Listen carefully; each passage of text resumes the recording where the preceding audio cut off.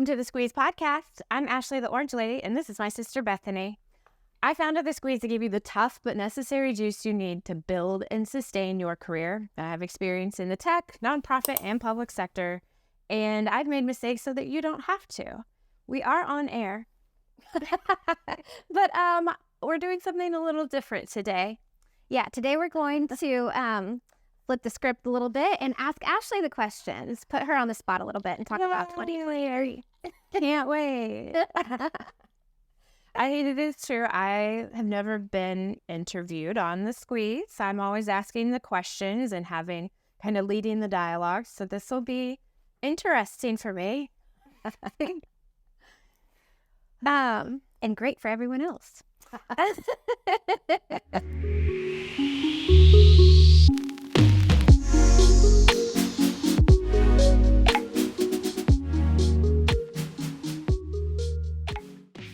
Okay, so with that being said, is there anything that you would like to lead with?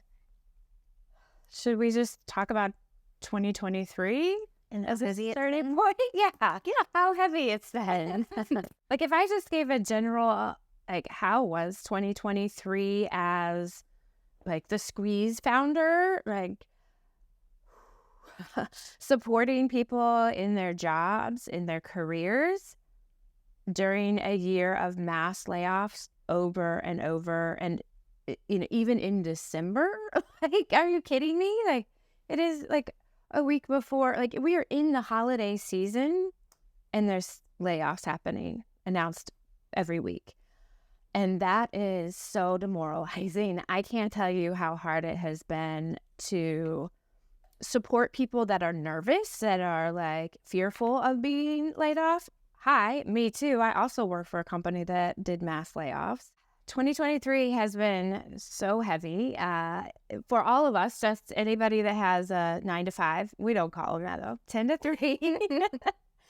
You know what? If I'm being honest, that's what's most upsetting is that 10 to 3, Dolly has not redone the song 9 to 5 with lyrics for 10 to 3. Did I start to write some for her? Yes. That's maybe my 2024 goal. But yeah, I'm requesting a remix with Miley. Oh, I like it. But no, being the person that leads the Squeeze and supports people in their careers and in their job seeking, it's been painful. It's been painful to hold people hold their emotions with the fear of layoffs, that anxiety that comes with it, working with people that got laid off and all of the emotions that go through that. It hit our household, so, it has been a lot. It's one thing to run the Squeeze when everything's going well in my own personal life. It's another thing when I'm also struggling with the same anxieties and the same things that everybody else is. When you're feeling like that and going through that, what are some things that you do to hold yourself accountable? I ask for help. The reason why I started the Squeeze was because I remembered when I was trying to apply to grad school and I knew I wanted to and I knew the program, but I was struggling getting my application, and my essay, written and done. And I reached out to my friend, Dr. Heather Brown, also a Hollins grad, and said, will you help me? And she did. And I will never forget the comfort I felt in being able to ask someone, having someone that I could ask, and the relief I felt.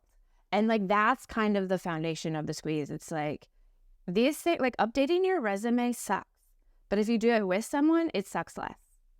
It's so much easier. And so that's I do that too. I just updated my resume. I asked Greg, my husband, to be the person that works on it with me, because I do this for everybody else, but I can't do my own. So I asked for help.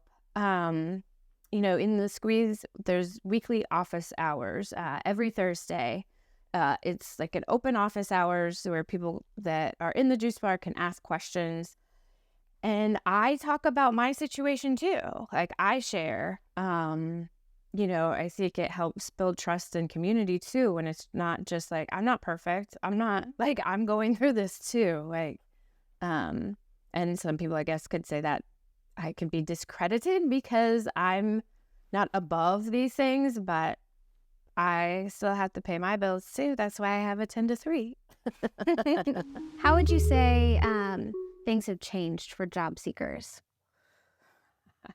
Well, there's a lot more competition, right? Like when you have mass layoffs, you have so many more talented people that are all like going after the same role. So that is so much harder.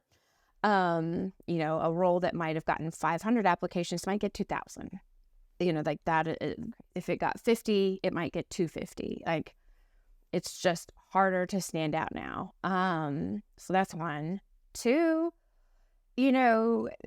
as much as I love all of the career content creators and people that make all the funny things, and even me saying like 10 to 3, the reality is that our employers have like regained their kind of power and ability to like make their requests, and that's it. It's not a negotiation anymore. It's like, you're in the office 3 days a week. You're in the office 5 days a week. You must relocate. Your role is like changing to this. You don't have like the choice and the like ability to negotiate, like even as a like getting offered a job and as someone that's in a role. So I think it's just like be aware of that difference now. Like where I would tell people to push really hard for things, now we are doing like taking a softer approach, a more strategic approach to how we like kind of go for those things. Didn't you have a friend that was talking about bringing up work-life balance? Yes. I have a lot of friends that are recruiters, across all sectors, government, tech, whatever. And they'll give me updates all the time, right? So I can share them with job seekers. Most recently, someone told me to make sure job seekers during the interview process do not ask about work-life balance. And the reason is because they are basically getting anybody that asks about that during the screening gets written off. Like unless they are a complete rock star and just amazing, they will not push them on to the next interview because they're looked at as somebody that doesn't want to work, somebody that's not going to come in and like, really put in the effort, instead of like people that just want to make sure it's a healthy environment. Like how toxic can you be that now if someone asks about that? So yeah, like don't ask about work-life balance or work culture too much or at all in this screening. Let's deal with that once you get the job, because it is literally being like used against you. So moving forward, how would you advise job seekers to cope? Join the SQUEEZE JuiceBar. But like have community, like find your community, like whatever that might be. That's number one, because you don't need to do this on your own. And the community could be a group chat, right? Or it could be something formal like the SQUEEZE JuiceBar or, Latinas in Tech, like something that makes you feel supported. And then I let people know that it is going to take twice as long to go through the process as a job seeker. And like I've always talked about getting a referral and having someone on the inside, but that is what it takes right now. And not just like, hey, will you put my name in? Like, will you be my internal advocate? Will you reach out to the hiring manager? Will you like send my resume to them? Will you follow up with them? Will you like chat them up about how great I am? Like that is what you want right now. And that is hard sometimes. Some people don't have the time to do it, but I would rather they tell you that than not. But yeah, that's where I've seen success, is where people are able to get, that kind of support. Yep. Staying connected, most definitely. I would say in times like this, it's like the hardest to stay connected, like internally. Yeah. You want to retreat. Yeah. I mean, I had stopped showing up in like Instagram stories and stuff as much just because I'm just trying to like hold it together. It's like I don't always have the energy or, feel like I have anything to say because I'm just trying to like maintain my 10 to 3 and support other folks. And like, that's it. So I hope 2024 feels different. Yes. We all hope that. Yeah. Well, thank you for sharing your experience today. Yeah, so uplifting. If you liked Ashley being in the hot seat, let us know in comments and we will definitely do more of this. Oh, yes, definitely. Cool. Well, now you have the juice. Time to put it to use.